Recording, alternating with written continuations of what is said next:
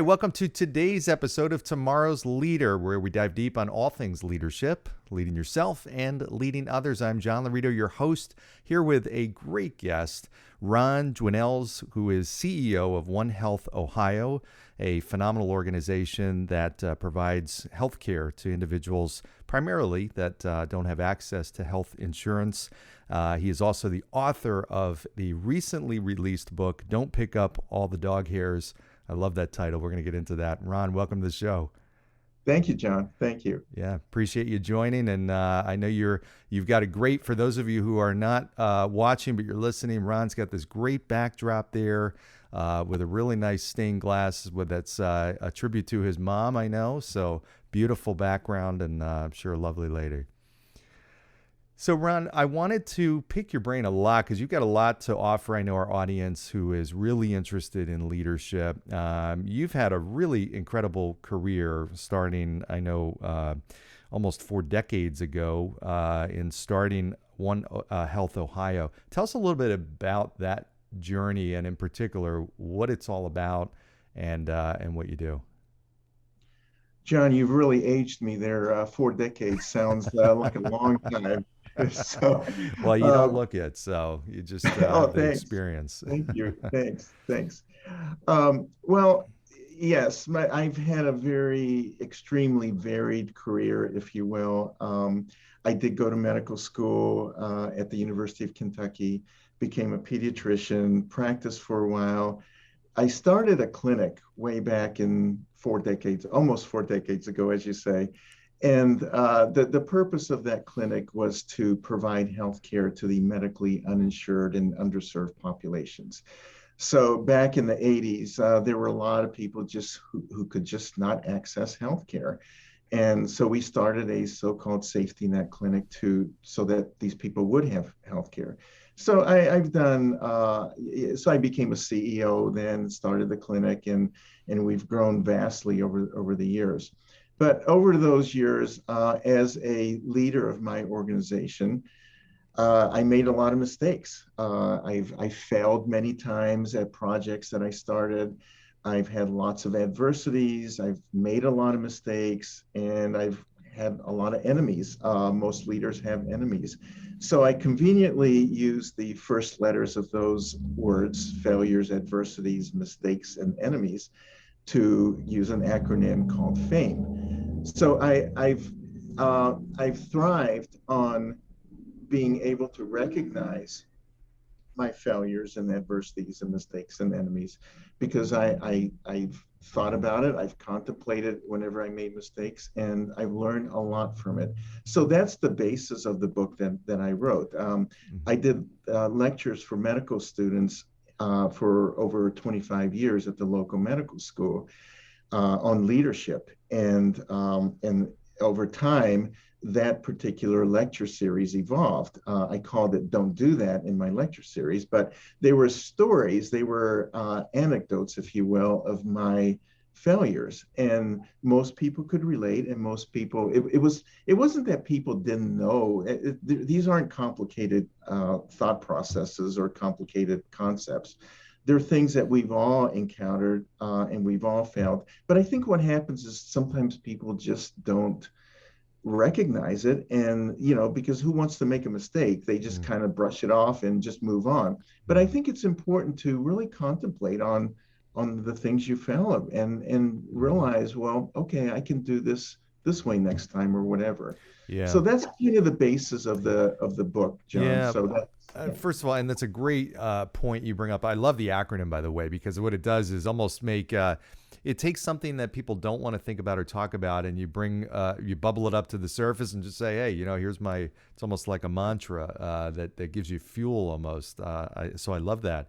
Where I see a lot of leaders that almost they get a little or exactly paralyzed because of fear of mistakes. You got some that might be listening to this show that are caught and stuck, maybe even whether it's a single decision they're trying to make or it's just long-term kind of pattern that they've been in. What advice do you give to somebody like that that's not, born from your mentality, that may recognize, I'm kind of caught that way. I don't take action because I fear failure or mistakes. What's your advice to somebody like that? Well, I read the book. But no, yeah, you can't make people obviously do things that they don't want to do or they don't agree with and so forth.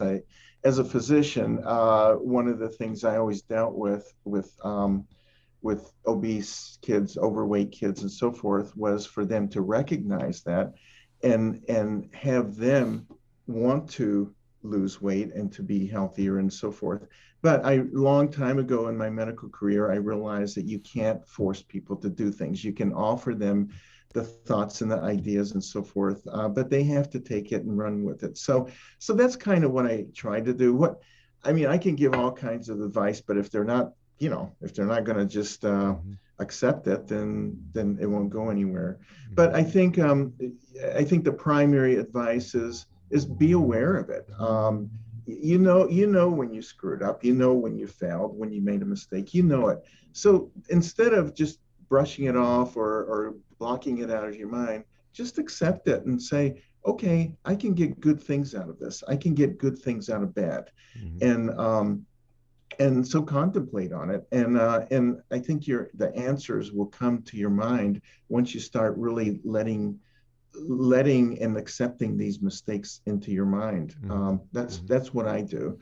And then I talk about it. I teach it to people. I say, hey, and then there is something about, what's the term, self-deprecation. There is, that's sometimes okay. You can Yeah. laugh at yourself. You can say, hey, I really screwed up. And but this is Mm-hmm. what I learned from it. Mm-hmm. And that's what I did with my medical lectures over the years with leadership. And Mm-hmm. so it's okay. It's Yeah. okay to make mistakes. That's what we do. We humans do this. Mm-hmm. So, Ron, let me ask you in regards to scaling an organization. I mean, you went from one site to 10 and have grown very significantly. That's something leaders struggle with a lot. What are the one or two really important things for leaders to understand if they're going to want to build and scale a business? What do they need to do, or what do they need to make sure they don't do? What are the things that you know go into that success? I, Over the years, I've learned that the primary um, ingredient, if you will, for success is passion. I know that's very intangible and so forth, but you have to believe in what you're doing. You have uh, to understand why and how and so forth. And this all comes from passion. I had a major significant desire to really, I didn't like seeing patients who had nowhere to go. They couldn't go to the hospitals, they couldn't go to the doctor's office. That really bothered me as a young physician. And I was very passionate about that. And that's why I started this clinic. And I believed in it so much that it naturally grew. Of course, I had to have the infrastructure, the tangible part. But in my mind, I always think of things or problems or issues in two different modes. One is obviously the analytical way, and I do talk about that in the book.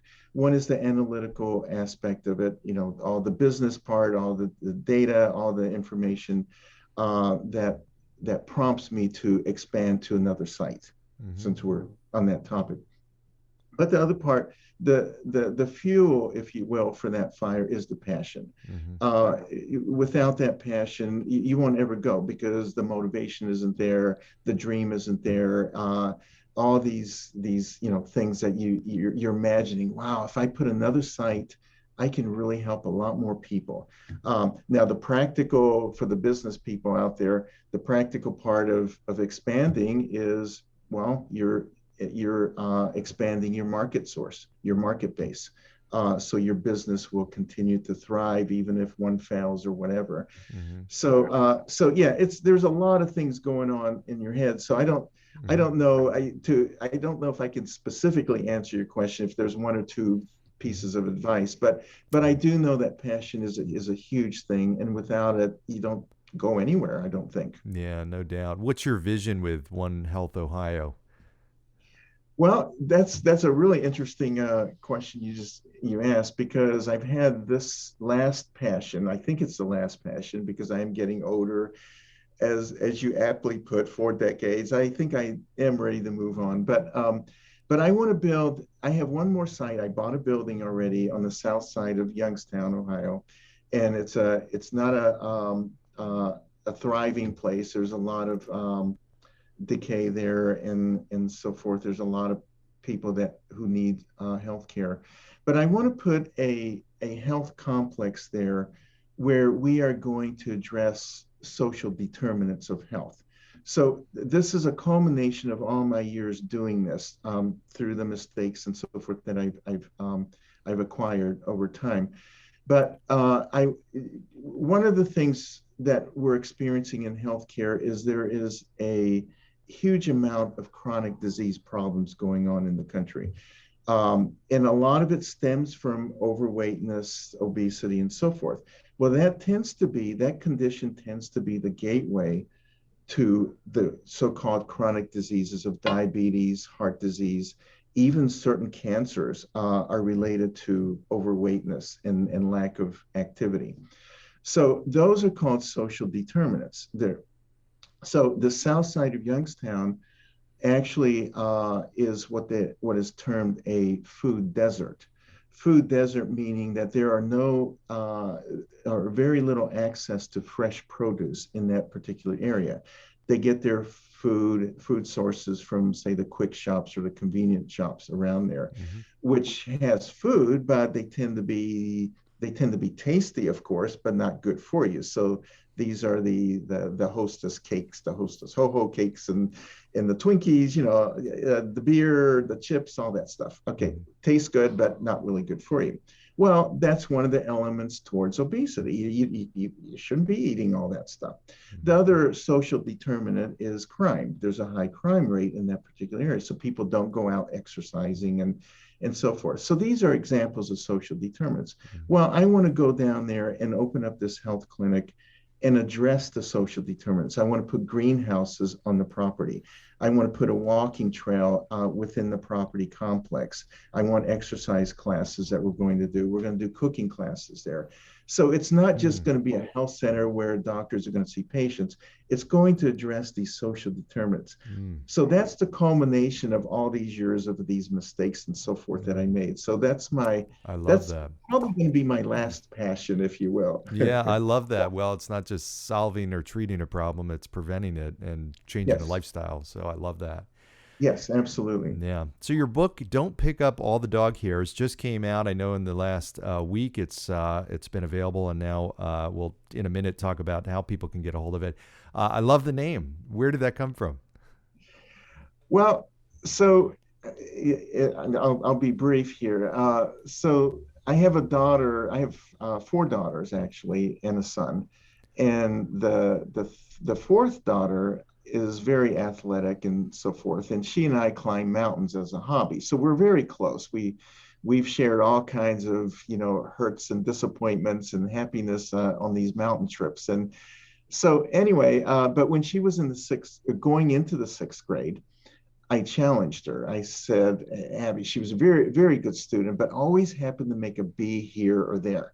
So I said, Abby, if you get all A's for the whole year, Daddy will get you anything you want. And she kind of shrugs her shoulders and nonchalantly says, okay. So I didn't know if she really heard me, she really took me seriously or whatever. So I let it go. And over the year, she makes all A's and she's going into her last quarter of grading. And I'm getting a little worried there. I see her grades are all A's. And I said, Abby, it looks like you might make all A's. And she said, yeah, that was it. So, again, very nonchalantly. So anyway, she gets her final grades. She makes all A's and doesn't say a word. She has a newspaper clipping of somebody selling Labrador Retriever puppies. And I look at it, I said, oh, so you want a dog? She says, yeah. So we go and get this dog, and it's the biggest dog in the litter, and she names him Charlie. So it's a cute, if you haven't seen labs, they are such cute little puppies. But so we get the puppy and bring him home, and she wants to keep him in the house. Well, I had dogs when I was a kid, but they were always outside dogs. And I never even thought about keeping a dog inside the house, especially something that's going to grow into a large dog. And I happen to be the cleaner of the house. My wife doesn't clean, the girls don't clean, I'm the cleaner. So anyway, I started worrying a little bit about that. And for those of you who don't know, labs shed a lot of hair, and this was a blonde lab, so you could see hair on the darker carpet everywhere, and that bugged me. For people who like to clean, it bugs you, you know. So I started vacuuming and vacuuming more and more, and then I found myself every weekend. That's all I did was clean the house. And I finally, thought this is not healthy for me. So we were having a family dinner, and I said, guys, I have an announcement to make. And I said, okay, I'm going to stop cleaning. You guys are on your own. So everybody just kind of shrugged their shoulders and said, okay, nobody cared. So after that, I had more time on my hands on the weekends. So I started building things in my backyard. I really didn't know that I liked building until I started doing it. So I built a koi pond, a gazebo, a pergola.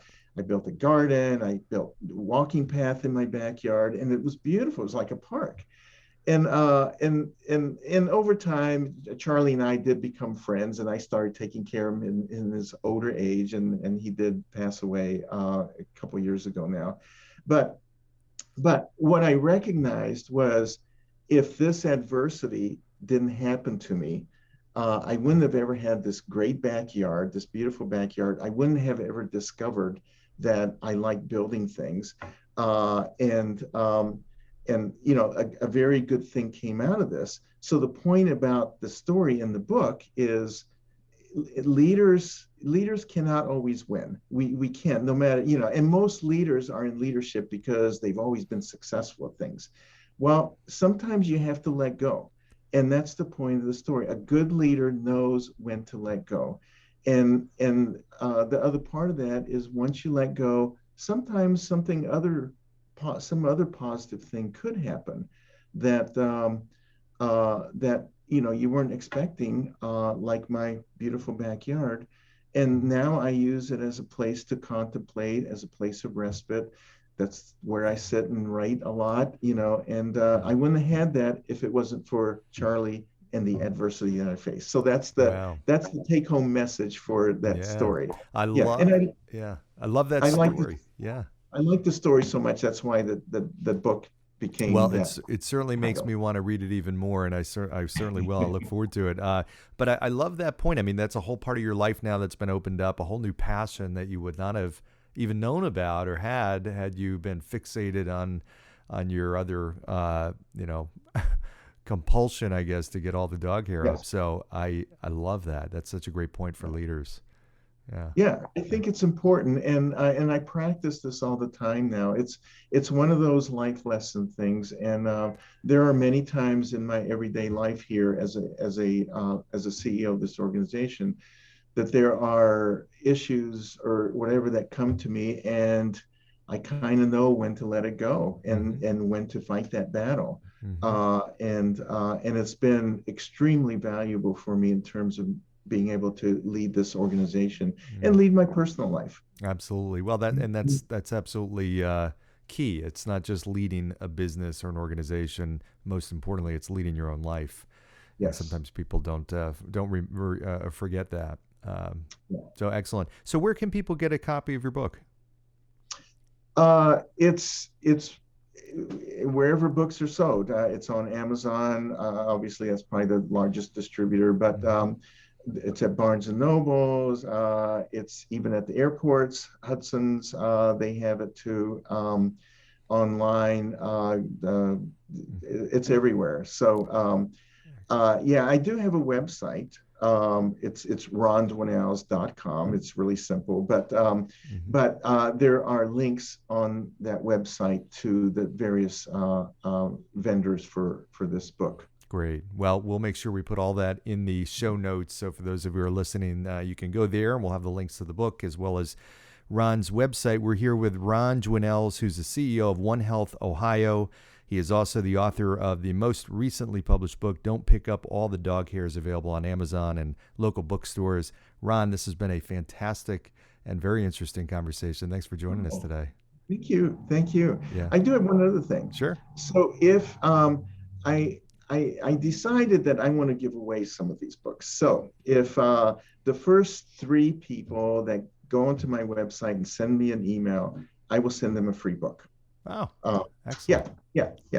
Perfect. Well, you're going to get, I'm sure you'll get those 3 people pretty quickly as they're listening. They're probably typing in there right now. So that is, again, that your name is your website, Ron Dwinnells, and that's RONDWINNELLS.com, correct? Yes. All Correct. right. Well, I'm sure before the next few moments, you'll have those 3 people. So hurry up and get to his website, get those free books, everybody. Ron, thanks again for joining us. This has been terrific. Thank you all for joining on today's episode of Tomorrow's Leader. And of course, as always, please like, subscribe, and share this episode with your audience. And of course, always interested in your feedback and your ideas for future guests and future topics. And go down below. Don't forget to give 5-star review. Your opinion matters. Thank you for joining us today. Have a good one.